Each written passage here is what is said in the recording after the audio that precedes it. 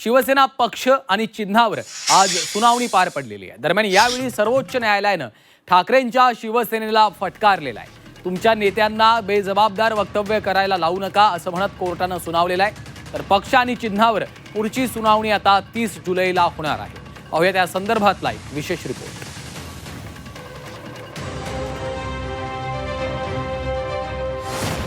शिवसेना पक्ष आणि चिन्ह सुनावणी। पक्ष चिन्हावर पुढची सुनावणी 30 जुलैला। सुप्रीम कोर्टानं ठाकरेंच्या शिवसेनेला फटकारलं। शिवसेना पक्ष आणि चिन्हावर सर्वोच्च न्यायालयात सुनावणी पार पडली। मात्र पुन्हा एकदा न्यायालयाकडून नवी तारीख देण्यात आली। तर दुसरीकडे सर्वोच्च न्यायालयाने ठाकरेंच्या शिवसेनेला फटकारलं। पक्ष चिन्हावर सर्वोच्च न्यायालय निर्णय देत नाही अशी बेजबाबदार विधानं करण्यापासून तुमच्या नेत्यांना थांबवा अशा शब्दात ठाकरेंच्या नेत्यांना न्यायालयानं सुनावलंय। तर दुसरीकडे लवकरात लवकर निकाल देण्याची मागणी ठाकरेंच्या वकिलांनी न्यायालयाकडे केली। आज कोर्टात काय झालं त्यावर एक नजर टाकूया।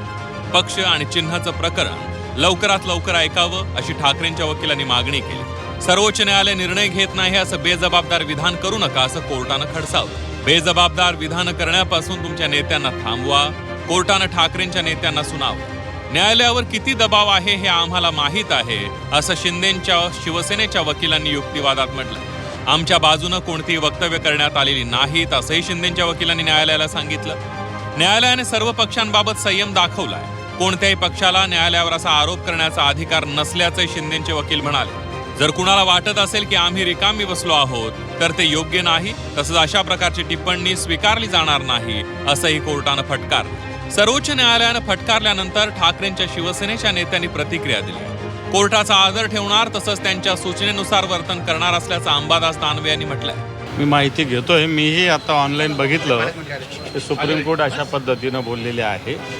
मला असं वाटतं सुप्रीम कोर्टाचा निश्चित आदर आम्ही ठेवू आणि त्याच्या पद्धतीनं त्या आदराच्या नुसारच येणार काळात वर्तन होईल। कोर्टानं ठाकरेंच्या शिवसेनेला झापल्यानंतर शिंदेंच्या शिवसेने देखील ठाकरेंच्या शिवसेनेवर टीकास्त्र डागलं। कोर्टाच्या निकालाआधी न्यायालयाविरोधात विधान करणं चुकीचं असल्याचं संजय शिरसाट यांनी म्हटलंय। कोर्टामध्ये जेव्हा आपण न्याय मागण्यासाठी जातो मग त्याची चर्चा आमच्या सभागृहात सुद्धा आम्ही करू शकत नाही, कारण आम्हाला जरी स्वातंत्र्य असलं तरी सभागृहात आम्ही चर्चा का करत नाही की मॅटर हे कोर्टासमोर आहे आणि कोर्ट त्याच्यावर निर्णय घेईल। मग कोर्ट निर्णय देण्याच्या पूर्वीच आपण असे काही विधानं जे करतो ना, जे न्याय देणाऱ्यांच्या याच्यावर परिणाम, निर्णयावर परिणाम करणारे सुद्धा ठरू शकतात। मग ह्यांनी असं बोललं होतं म्हणून असा निर्णय झाला, अशा प्रकारचं विधान करणं हे मला वाटतं सुसंगत नाही आहे। म्हणून आज कोर्टाने उबाटा गटाच्या नेत्यांना झापलं। शिवसेना पक्ष आणि चिन्हावर पुन्हा एकदा तारीख पे तारीख देण्यात आली। तसंच ठाकरेंच्या शिवसेनेच्या नेत्यांच्या विधानाचा देखील सर्वोच्च न्यायालयानं समाचार घेत त्यांना फटकारलं।